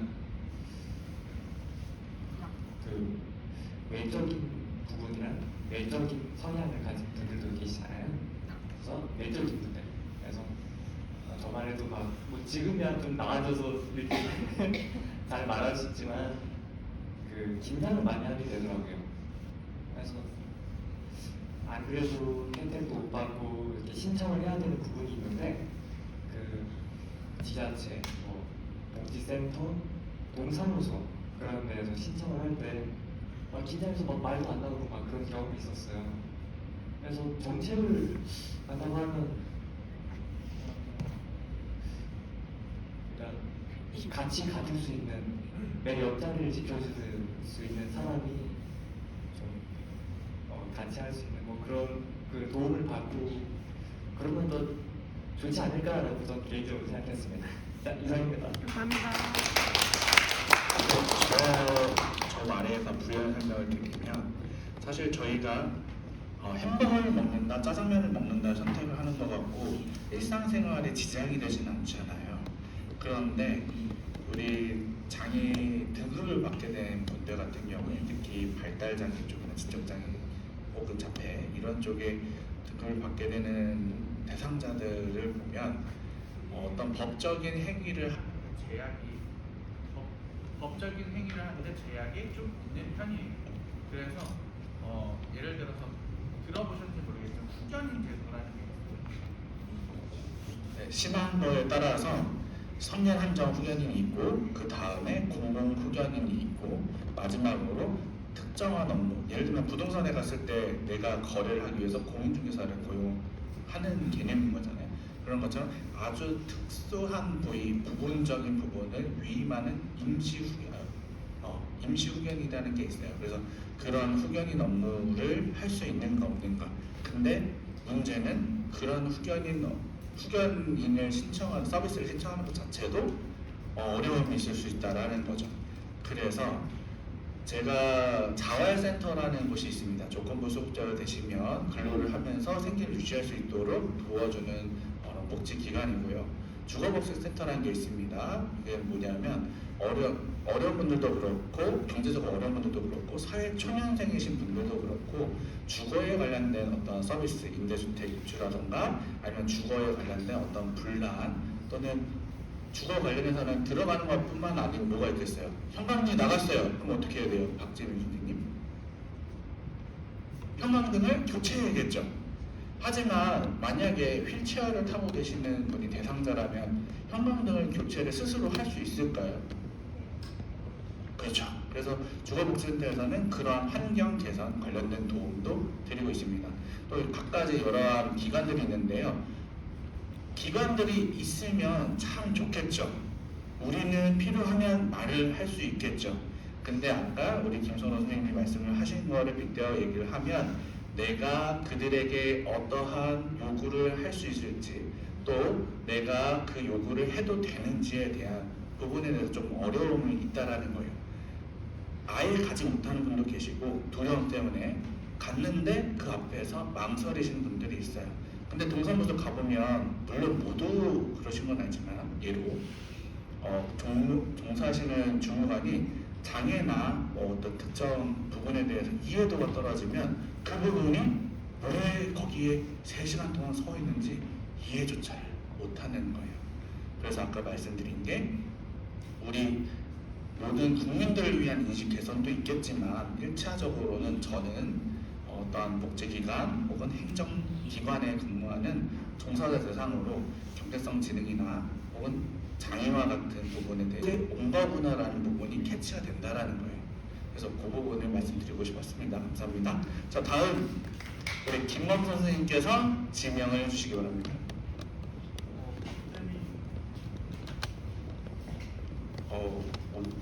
오채희 선생님의 발음대로 이루어지고 있습니다. 박정희 선생님.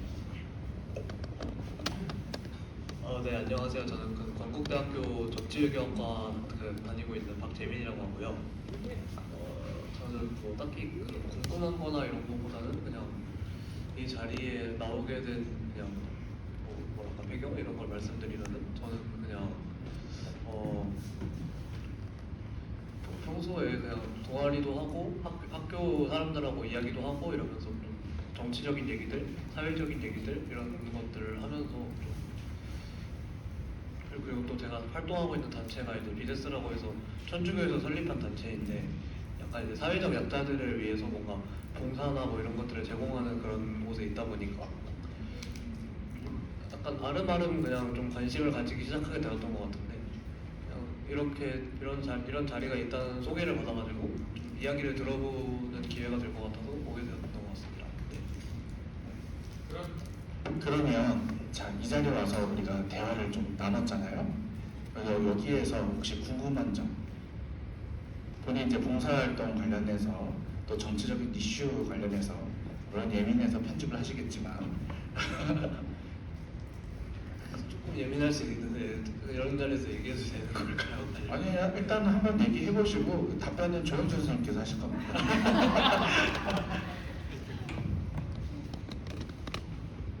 어떤 건가요? 너무 민감하신 거면은 네, 괜찮고요. 네, 아니면 뭐 지금 시국에 땡땡님께서 왜 저러나요? 이런 건 안 돼요. 아 그런 거보다도 아직 좀 더 이제 이야기를 들어보면 좀 생기면 말씀 좀 드려요. 네, 알겠습니다. 그럼 옆으로 저는 성실대 사회복지 하고 다니고 있는 전종혁이라고 하고요. 앞서서 그 장애인분들이 활동을 하실 때 이제 민폐가 될까봐 좀 사회 참여를 꺼린다, 약간 이런 말씀도 잠깐 해주셨는데 이거를 좀 어떻게 개선할 수 있을지 약간 그런 부분이 조금 궁금했습니다.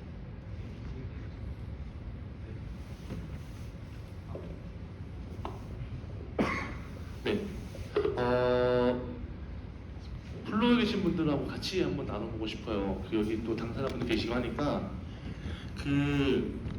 장애인 비장애 상관없이 내가 누군가한테 약간 좀 민폐가 되거나 좀 피해 줄까봐 약간 그런 두려운 마음이 다 있을까 없을까요? 저도 이제 아무래도 동료 부하에서 항상 지한하거나 못할 때도 일부러 약간 자리를 비켜주거나 그런 피해가 있는데 일단 원론적인 얘기 좀 드리면요, 그거는 아무리 교육하거나 아무리 뭔가 해도 바뀌진 않습니다.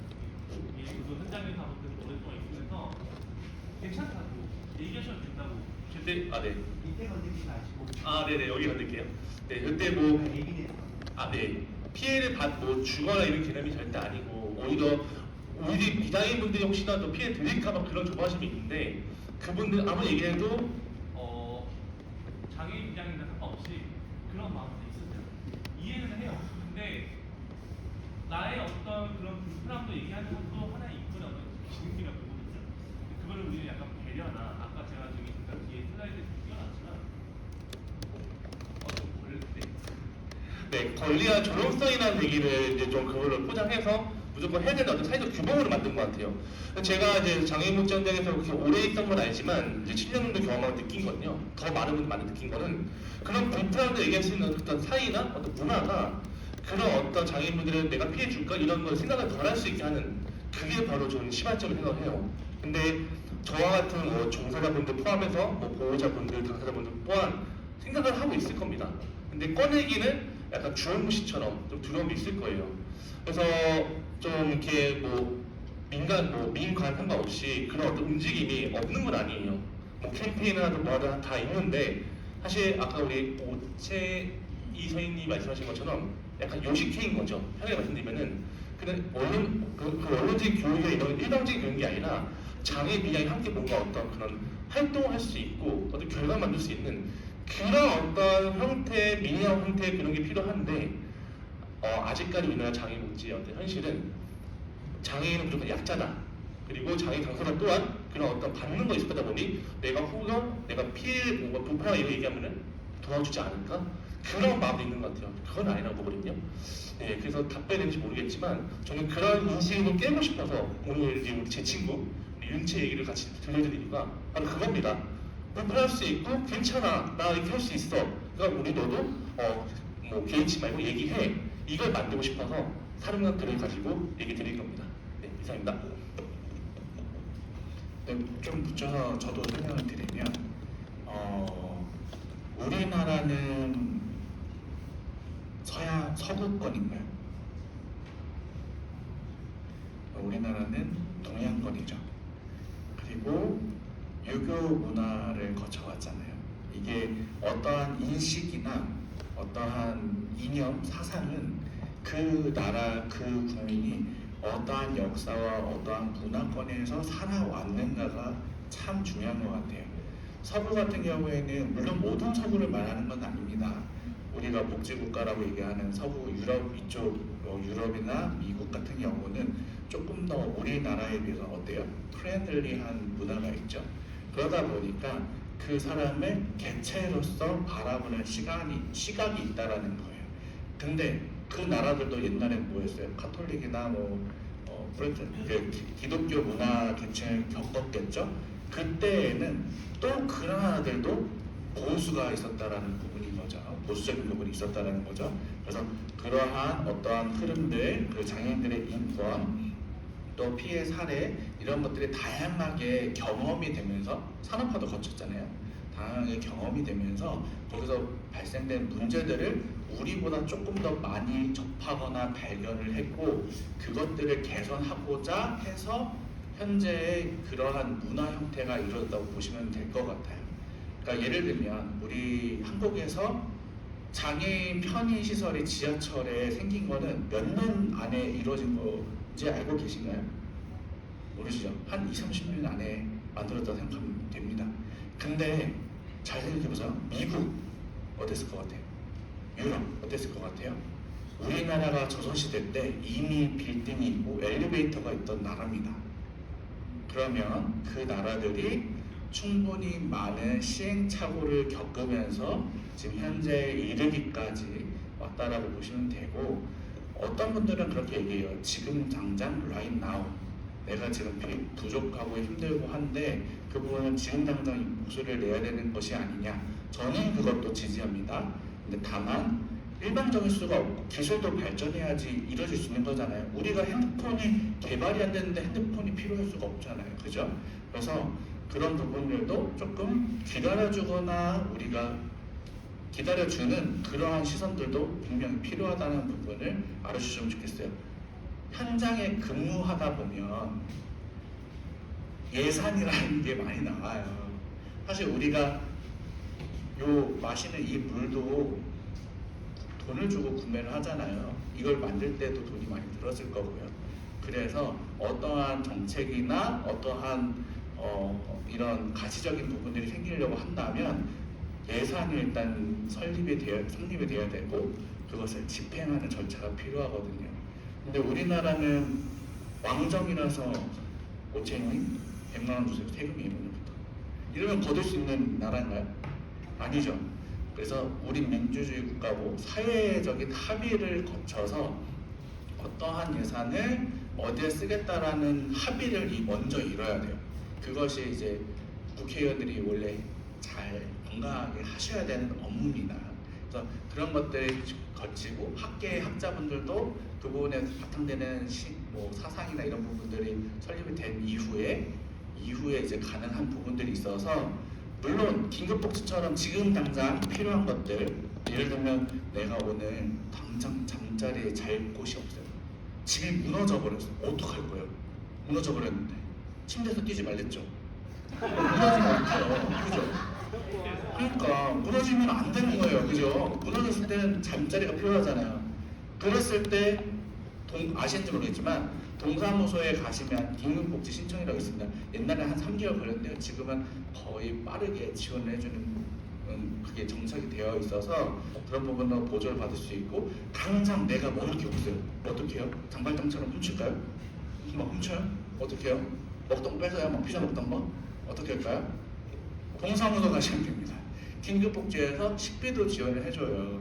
그러니까 그런 부분들이 처음부터 있었던 것이 아니라 우리나라도 여러 가지 시행착오를 겪으면서 구축해 나가는 중이다라고 이해를 해주시면 될 것 같아요.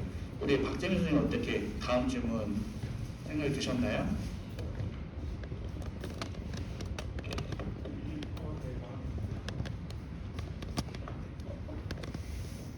네, 안녕하세요. 그 장애 당사자분들께 한번 여쭤보고 싶은데요. 이 우리나라의 그 분류 등급이 있잖아요.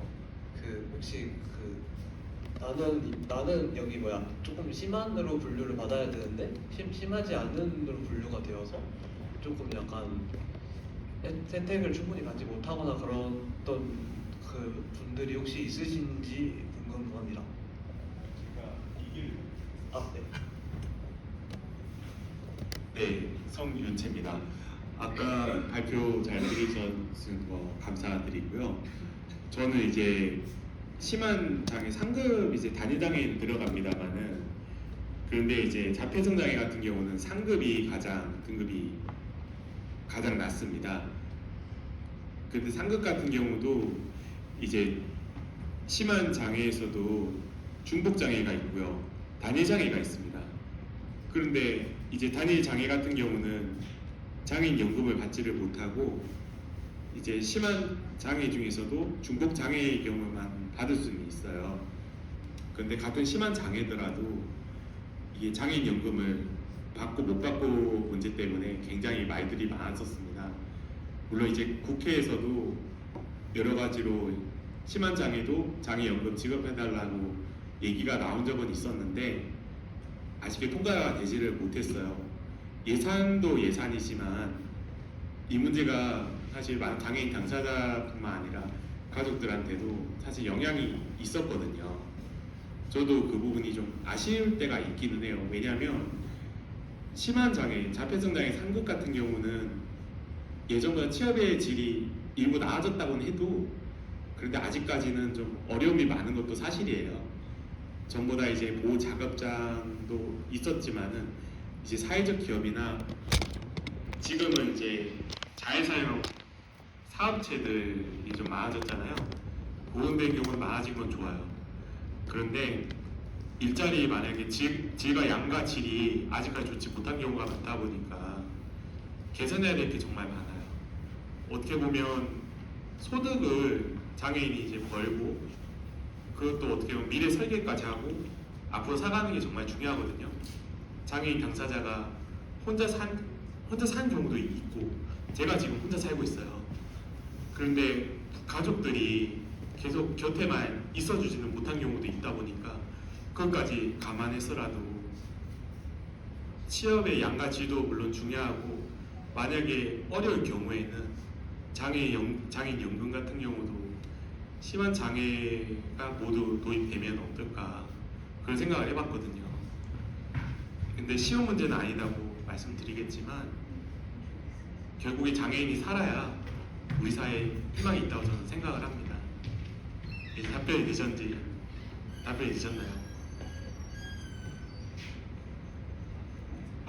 관련해서 말씀드리면 장애인 연금이 얼마 정도라고 생각하세요? 얼마 정도라고 생각하세요? 우리 박재민 선생님 얼마를 받을 거라고 예상하세요? 한 달에 100만 원 정도? 달에 100만 원. 자, 조영 선생님께서 답변 주실 겁니다. 더 들어보고 해야 되겠죠. 제가 아까 얘기하셔가지고. 그래요. 우리 김범성 선생님은 달에 얼마 정도 받을 거라고 생각하시나요? 80만 원. 혹시 또 다른 의견 있으신 분? 아시는 분들은 하셔야 되는 거예요. 네.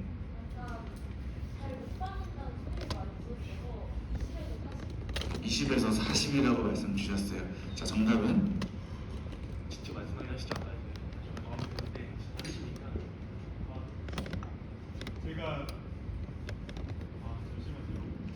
제가 장애인 연금을 받고 있지는 않고 장애수당을 지금 받고 있습니다.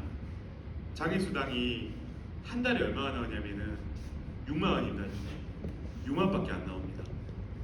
장애수당, 근데 장애연금은 한 20만 원대에서 한 30만 원대 나온 경우가 있고요.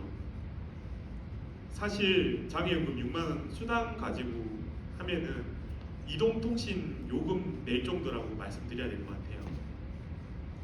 물론 이제 전기료라든지 가스 비용까지 낼 수는 있어도 물론 안 받는 것보다 받는 게 낫다고는 합니다만은 그러나 장애인이 생존하기 위해서는 의식주뿐만 아니라 다양한 것들이 있습니다.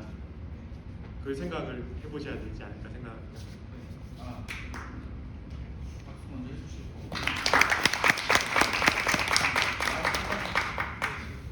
마이크가 또 이 가버렸습니다.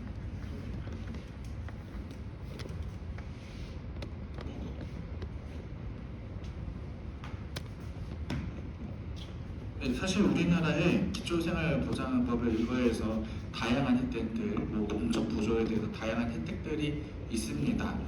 그리고 여기서 한 가지 더 말씀드리고 싶은 것은 우리나라 중위소득이 있죠. 그 중위소득은 1등부터 100등까지를 세워놓고 가운데 소득을 얘기하는 거예요. 근데 그 부분이 생각보다 적어요. 왜? 근데 왜 우리가 이렇게 힘든가? 물가가 상승해서 그렇다고 생각합니다. 제가 이거는 저의 개인적인 의견인데요. 그 최저시급이라는 부분이 있어요. 이 최저시급을 올리면 좋을까요? 안 좋을까요? 자, 좋다고 생각하시는 분 손을 한번 들어볼게요. 그리고 나쁘다고 생각하는 사람 손을 들어볼까요? 그럼 손을 두 분. 그럼 손을 안 드신 우리 박재민 선생님께서는 너로 정했다. 네, 박재민 선생님께서는 최저시급 올리면 좋을까요? 안 좋을까요? 아 근데 이게 나오고 있는 거죠? 네네. 네. 아 근데 이게 좋다고만 볼 수 없고 그렇다고 나쁘다고만 볼 수 없다고 생각하면 일단 손을 안 들어주네요. 네. 자, 이게 물가에 대한 부분에 있어서는 안 좋은 거죠. 네, 어려운 취약계층에게는 더 큰 타격을 올 수 있다는 점을 좀 설명을 드리고 싶어요. 이거는 저와 제가 배우고 있는 학계 쪽의 얘기인데요. 자, 우리가 최저시급을 재화가 생산돼서 소비자에게 전달되기까지는 생산자, 유통자, 전달자, 그리고 직접 판매하는 서비스 직군에 종사하시는 분들 총 적어도 세 가지 단계는 거쳐서 오겠죠? 그러면 최저시급은 한 명에게만 붙는다는 게 아닌 거죠. 내가 월급이 100원이 올랐어요. 근데 나도 올랐으면 이 사람들도 다 오르는 거예요. 그럼 내가 1,000원짜리 과자를 사 먹었으면 예전엔 1,000원이었으면 그 1,000원짜리 과자가 단계를 거치면서 300원이 더 오른다는 거죠. 그러면 내가 100원이 올랐는데 물가가 300원이 오르면 좋은 건가요?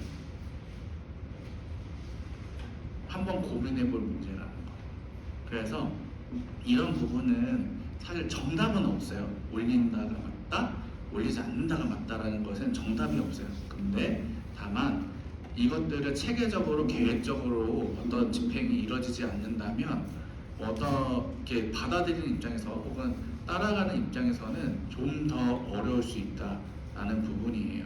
그러니까 중위소득이라는 아까 말씀드린 것처럼 1등부터 100등 사이에 들어가는 거고요. 우리나라에서 보장하는 사회 체계는 최저 기준이에요. 최저 기준이고 그 아주 극소의 최저가 아니고 전제가 붙습니다.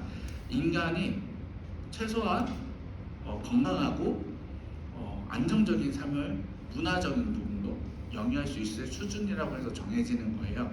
근데 다만 제가 이제 고향이 아까 집이 한 10개 있고 뭐 이런 시골이라고 했잖아요. 거기의 물가와 이 도시 지역의 물가는 생각보다 다릅니다. 우리는 아직도 오이가 하나에 500원이에요. 근데 여기는 오이가 하나에 주부님들은 주부신가 봐요. 주부님들은 아실 수 있어요. 1,500원이 넘어요. 1,000원이 더 붙거든요. 그러니까 이런 부분들이 발생한다라는 부분이고 어디에서 그랬죠?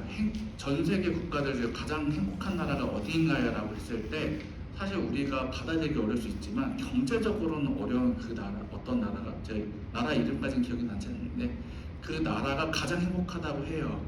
근데 그 나라에 가보면 서민이 일상적으로 접하거나 필요한 이런 물품들이 물가가 상당히 우리나라에 비해서 적기 때문에 그런 것 같아요. 근데 그곳에서 옆에 있는 섬이 개발되면서 이렇게 관광객 개발되면서 물가가 오르다 보니까 이분들이 점점점 힘들어진 나라가 되었다고 해요. 그래서 이런 부분들이 과연 우리가 그냥 단순하게 생각할 것이 아니라 계속 이렇게 질문을 던지고 이런 과정들이 좀 필요한 것 같습니다.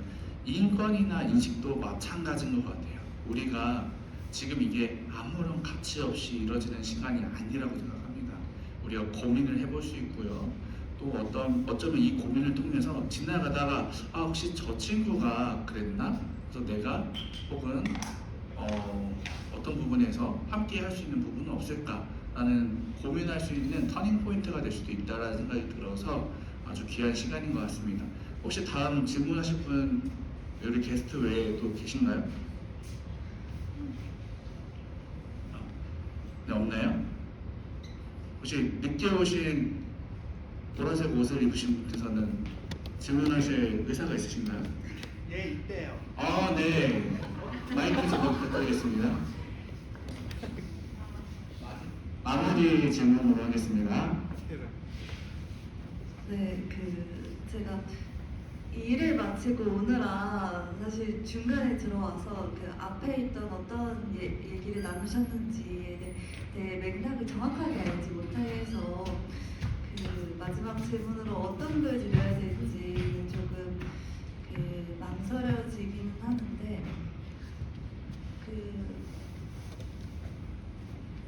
사실 앞에 어떤 질문들이 나왔는지 몰라서 중복된 질문만 아니었으면 되길 바라는데 앞으로 어떠한 느슨한 연대가 이루어졌으면 좋겠는지 또한 어떠한 인식으로 변화되었으면 좋겠는지에 대해서 분명 주제로 나왔을 것 같기는 한데 오늘 얘기를 통화하면서 생각나시는 게 있으시다면 말해주실 분께 넘기도록 하겠습니다. 네.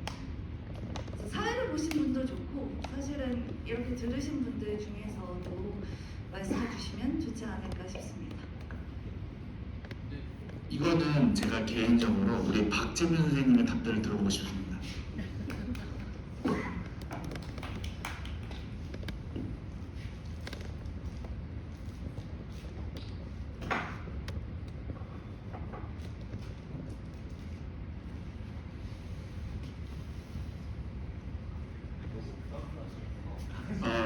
부담이잖아요. 자, 우리 박재민 선생님에게 느슨한 연대란?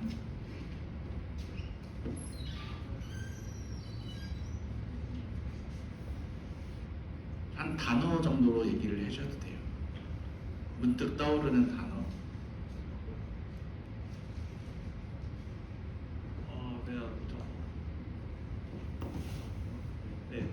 느슨한 연대는 약간 이런 식으로 약간 이런 다 표현이 어떨지 모르겠지만 평범한 대학생들과 약간 장애 당사자분들로 이렇게 함께하고 이렇게 또 그리고 제가 아까 좀 약간 언급을 드렸던 그런 활동한 단체에서 이렇게 동사하면서 좀 취약계층을 만나보기도 하고 그런 기회도 있어서 그렇게 또 직접 한번 만나보는 이런 식으로 만나보는 기회가 되는 기회를 조금씩 이제 하나씩 가지는 것이 그렇게 되면 이제 하나하나 느슨한 연대의 진일보가 되지 않을까 그렇게 생각합니다. 네, 감사합니다. 저도 들었던 생각인데요. 이게 사실 맞는 표현, 정답은 없어요. 이 연대라는 거가 여러분들이 어떻게 정의를 내리느냐에 따라서 좀 달라지는 것 같고요. 저는 느슨한 연대라는 게 사실 그냥 스스로의 일상이라고 좀 정의를 내려보고 싶었어요. 일상에는요, 우리가 생애 주기별로 걸어 살아가면서 다양한 사람들을 만나게 되잖아요. 근데 그들이 너무나도 유별나고 다른 존재라고 생각을 하지 않았으면 좋겠다. 그냥 자연스럽게 내가 살아가는 그 일상 안에 담겨있는 분들이다. 이렇게 이해를 해줬으면 좋겠다는 생각을 해봤고요. 옆에 계시는 조영준 선생님께서 계속 말씀을 뭔가 하고 싶으셔가지고 움찔움찔하시길래 마이크를 넘겨드리겠습니다. 아닙니다. 네, 저는 그런 건 아니고요. 저는 아주 경청하는 자세로 욕심이 많아요. 네, 저는 아닙니다.